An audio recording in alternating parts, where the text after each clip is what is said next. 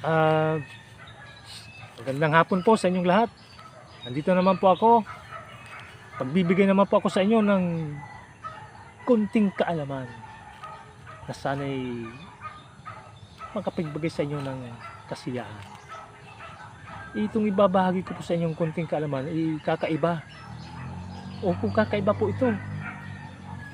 Kasi ano to personal kong nasaksihan Saka nakita ko mismo na ang tao pala nabubuhay kahit walang puso. Opo, totoo po yun.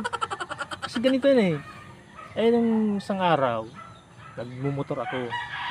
Ngayon, biglang bumuhos yung ulan.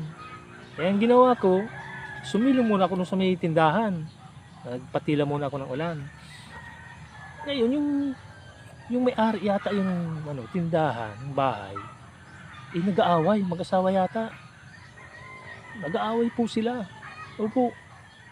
Ngayon narinig ko, sabi ng babae, walang hiya ka.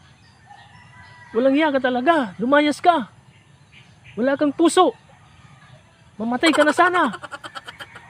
Naku, sabi ko. Yun pala yung sabi ko. Walang puso yung lalaki. Tapos buhay siya. Kasi sabi, mamatay ka na sana. Ibig sabihin, buhay. Kaya maya-maya lumabas yung lalaki Lumabas ng bahay, umuulan. Sinundan ng babae, ng asawa.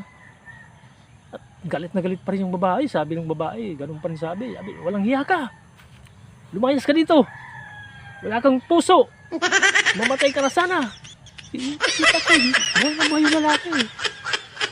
Sabi ng babae, wala kang puso. Mamatay ka na sana. Buhay siya. Kaya sabi ko, pwede pala yun. Yung tao nabubuhay kahit walang puso. Nakita ko Kaya ito po yung sana'y nakapagbigay ako sa inyo ng konting kaalaman ngayon hapon na ito. Kaya maraming salamat po, hanggang sa muli ulit.